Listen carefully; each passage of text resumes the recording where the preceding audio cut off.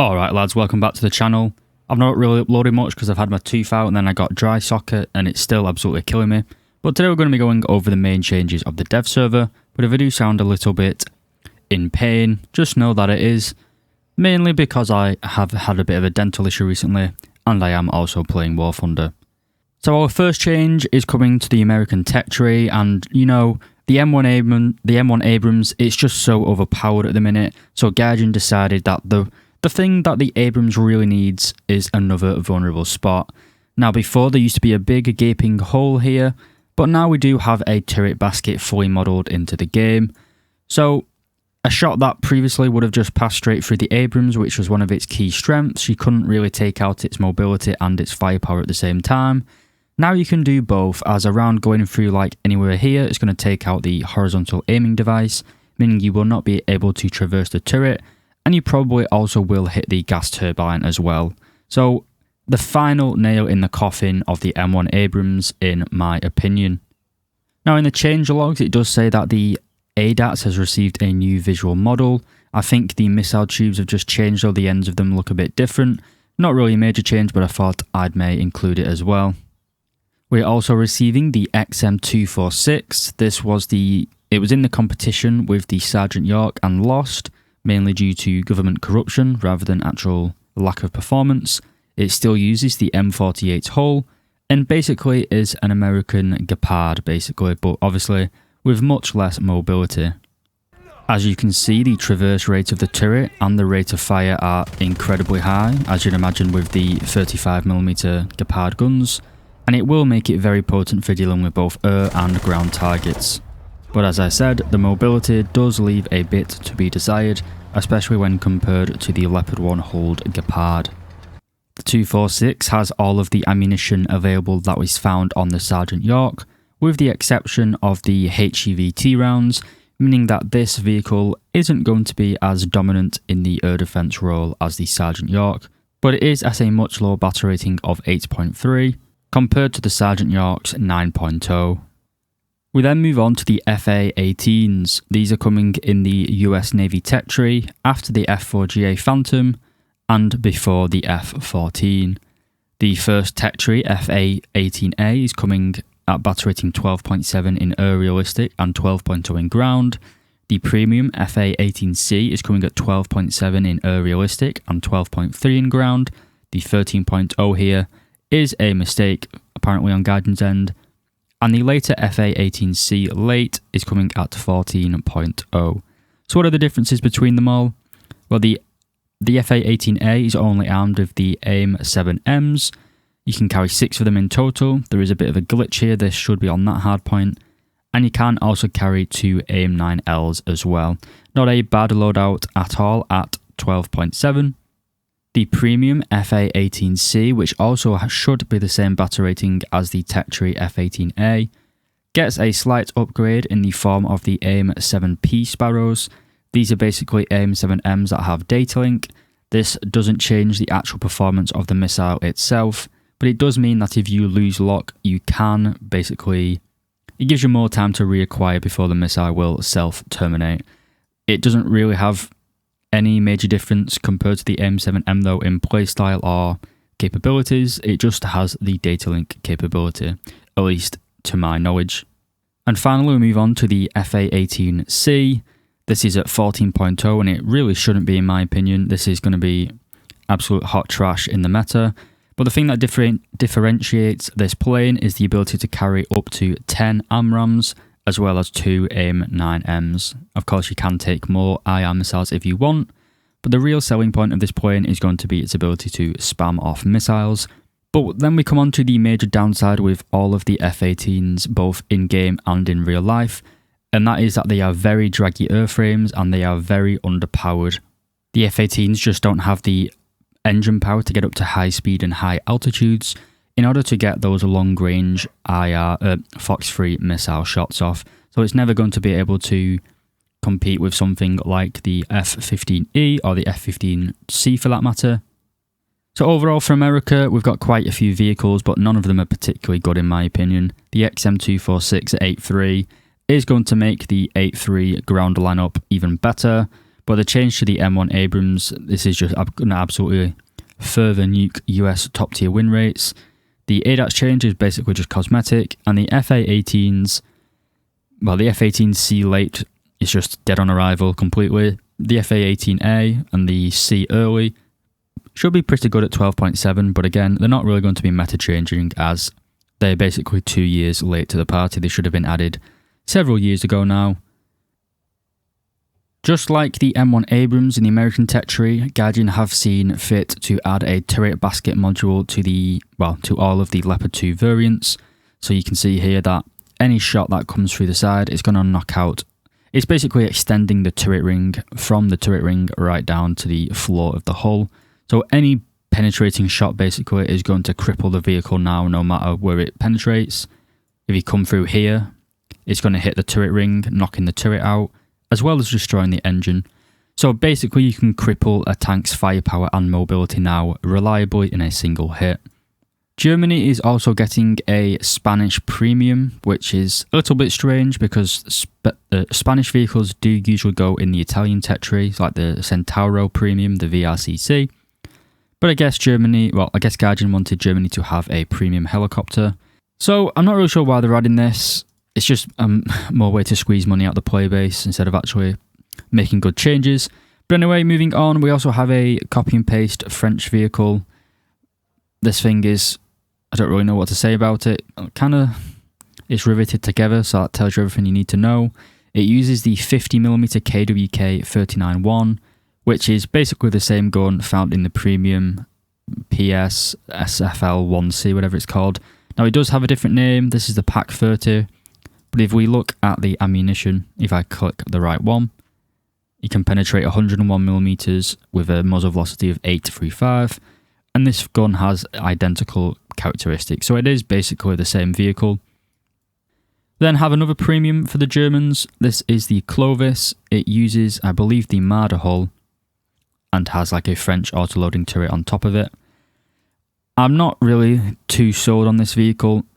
I'm not particularly sure why you'd buy an 8.0 vehicle, especially when the Term 3 exists, and you also have the TAM2 IP. Both of these vehicles are absolutely fantastic.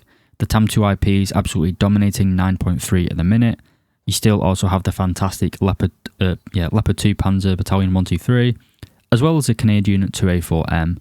But anyway, the Germans not particularly getting anything good in my opinion. We then come on to Russia, or the Soviet Union, and up first, basically Gaijin is making the Su-34 redundant again, as the Su-30SM basically carries the same air-to-ground weapons as the Su-34 on a smaller, more powerful airframe, so I don't really see the point of the Su-34 anymore. I will say though, the Su-30SM, it is, well, not much larger, but it is bigger than the Su-27SM. But if we take a look at the engines on the 27, they produce 12,520 kilos of thrust, and the Su-30's engines, I'm not sure if these are the final engines it will get on the live server, but they produce in about 900 kilograms of thrust less per engine. And the Su-30 is obviously bigger as it is it's got canards, and it also has the tandem cockpit as well, or twin cockpit. So in terms of kinematic performance, it's going to be a little bit of a step back compared to the Su-27SM. Where it does make up for that though is the addition of many, many more air-to-air weapons. You can see we can carry 4 R77s between the engine nacelles here, and basically the same configuration as the other Su-27s. So you can take quite a lot of air-to-air weapons with this vehicle, but it's not going to have a very good kinematic performance. You can see here with clean wings we can only get to 205 meters per second, and with the 14 missiles that drops down to it drops down to about 140 meters per second, which is pretty terrible for a top tier fighter. Also coming for the Russians is the 2S-19M1, also known as the Matza or MTSA, I think. We have 2 coming. We have the M1 coming in the tech tree at battle rating 7.0 after the Object 268. And then we have a squadron vehicle, the M2 version, coming at battle rating 7.3. So what are the main differences, and what is this vehicle even anyway? Well, it's kind of like a modified T-80 hull, but I believe it uses the T-72 engine. So Kartsev, even beyond the grave, as ruining modern top-tier Russia vehicles. They did remove the composite armour block from the front of the vehicle though, so it's not like you won't be able to penetrate the upper frontal plate.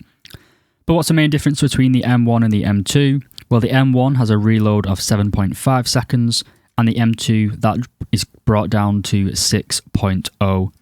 I will also say as well, on the M1, you can carry the technically better free OF-45 shell, and for some reason on the M2, you can only take the free OF-25. Now again, that might just be a dev server bug, or Guardian haven't properly finalised everything yet, but it does at the minute appear that the M1 can carry the better round for some reason. That's everything for Russia at the minute. Let's move on to the British. Alright, so the British, and to start, we are getting a slight buff to all of the 15-inch armed battleships.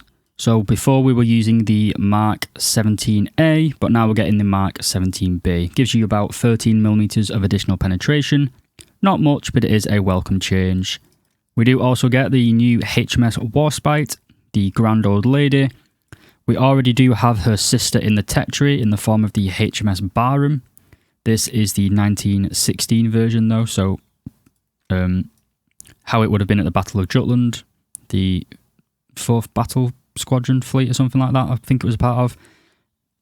Anyway, HMS Warspite, great in real life, probably not going to be that good in game. We already have 4 15-inch guns on the HMS Hood.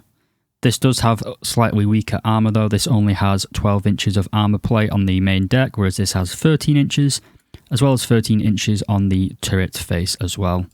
So a nice new addition. I will also say as well that the HMS Rodney, the only British battleship to get 16-inch guns, it has got a buff as its main caliber reload speed has gone down from 40 seconds to 35 seconds with an ace crew. So 5 second better reload, can't complain, but not particularly game-changing.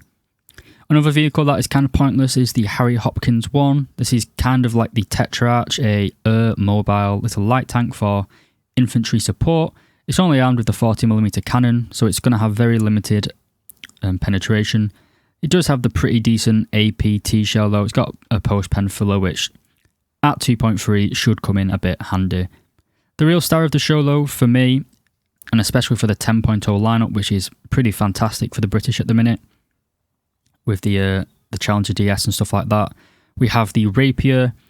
This was this was developed by Canada. Britain did use the Rapier system, but I believe it was used on like a trailer instead of it wasn't a self-mobile chassis, I believe. So the Rapier itself, we do have 2 missiles. We have the Mark 1A, which travels at 650 meters per second. The Mark II is faster at 700 meters per second. The Mark I has a range of 7 kilometers, I believe, and the Mark II is 8 kilometers. So a slight improvement. If we compare it to, say, the OSA though, the 9M33M3, it travels quite a bit slower, the OSA missile, at 580 meters per second, but it does have 2.3 kilometers additional range compared to the Mark II missile. So it's a bit thingy of which one is going to be the better vehicle in my opinion. I will say about the Rapier is that it cannot really be fired straight over the front of the vehicle without it basically missing. But we fire the Mark II here, we do get first gen thermals as well. But it does have a nice big explosive warhead in it. So if you do manage to hit anything, it almost certainly is going to kill them. At shorter ranges, it seems actually fairly manoeuvrable. It seems quite responsive. Oh, don't know what happened there.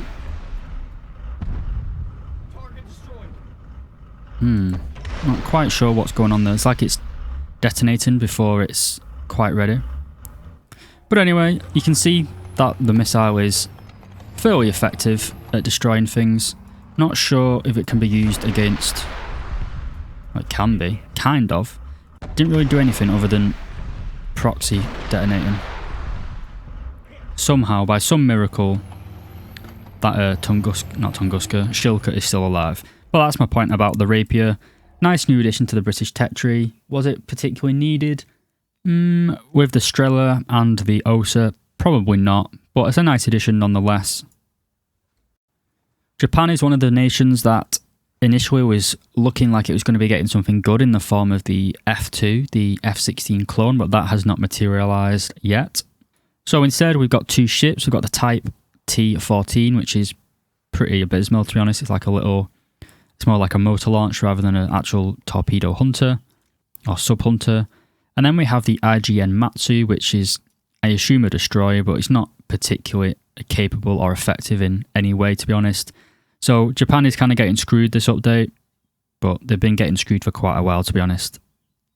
For China, they're getting a newer model of the flanker. This is the J11B.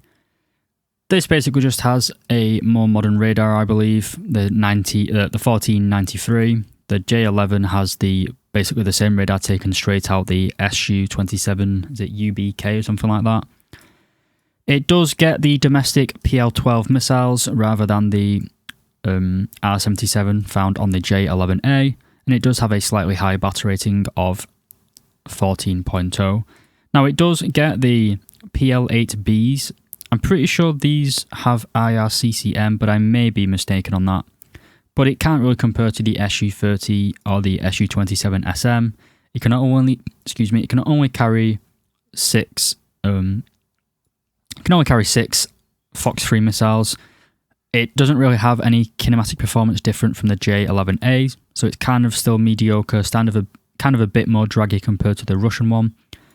Not really sure why it's being added, to be honest. The newer PL-12 missiles are a big buff. The Italians are getting a new top-tier premium for the ground tech tree. This is coming, well, in rank 7. We do already have a battle rating 11.7 premium for Italy in the form of the Centauro RGO, the Royal Jordanian or something like that, Royal Oman. The Ariete Cesarea, whatever it's pronounced, is basically a copy and paste of the Tetri Ariete, which isn't the best, I'll be honest with you.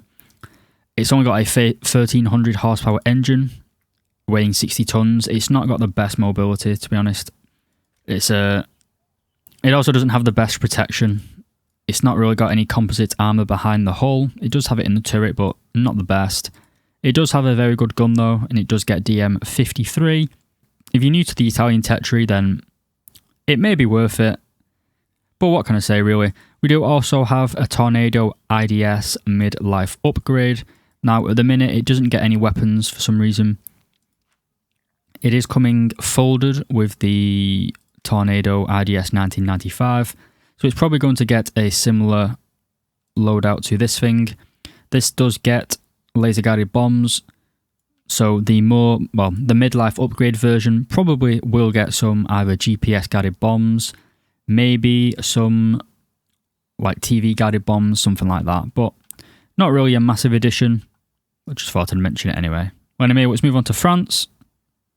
So France is getting a bunch of naval stuff that I'm not going to cover because it's all just like torpedo, boat shit, stuff like that. No one's really care. Like the Germans, the French are also getting a Clovis at battle rating 8.0. Again, I don't really see a point in it. 7.7 is currently where France really shines at the minute. So up tiering to 8.0 doesn't really seem wise to me. We are also getting the DF-105 as well. This is already found in the German tech tree, where it is pretty effective. Like the German tech tree, we are also getting the AMD 35 pack. It's exactly the same vehicle, just copy and pasted into the French tech tree. In the helicopter tree, we do also now get a Tiger HAC. It's basically giving the PARS missiles to the French tech tree. So you will be able to take the Fire and Forget PARS 3 long range, have 1000mm penetration, pretty decent missiles, kind of similar to the Spike IR or Spike ERs, but now coming to the French tech tree. For the Swedish, as far as I can tell, the only addition is the F-18C. This is basically similar to the American FA-18C late, except this version, which is a Finnish F-18, doesn't have any access to any sort of air-to-ground munitions whatsoever. And finally, we come on to the Israelis, and we have a new premium again, the Nets. This is coming in rank 8, and basically it will allow you to grind out every single Israeli vehicle. Why they are adding this when you already have the fantastic Kfir Canard, I'm not particularly sure, but I would get this before they remove it if they do, because this thing is very, very good in both ground and realistic. So what is the Nets? Well, it is a copy and paste of the Tech Tree Nets, which we already have, but you can play it for free. The difference is that this one only has 60 countermeasures, whereas the premium has 180. There is no difference in the air-to-air weapons though. You can carry 6 IR missiles. You have a choice between the AIM-9P, the 9L, or the Python 3. I'd strongly suggest sticking to the 9L. I wouldn't really recommend buying this premium. 12.7 with no semi-active radar homing missiles is very, very brutal. You just can't really do anything at the start of a game, and you kind of just have to let enemies basically annihilate half of your team before you get to them, before you can actually really do anything. So that wraps up this video. There may be a second dev server where things get updated, but overall this update is a little bit lackluster in my opinion. The star of the update and the namesake of the update, the FA-18s, pretty big letdown in my opinion. It's kind of like when they had the Starfighter update, which added the F-104, which was already pretty much dead on arrival. So yeah, it's kind of a little bit of a letdown for this update. But anyway, I'm going to go back to drinking about 2 litres of salt water every day to deal with my tooth infection. Probably go to bed and suffer the worst pain I've generally ever felt in my life. But I'm also going to play Kingdom Come Deliverance 2 because it's a lot better than this shithole game. But anyway, thank you very much for watching, lads. Hopefully my painful voice isn't too bad to listen to. Hopefully you learned a little bit of something. And I'll see you in the next video.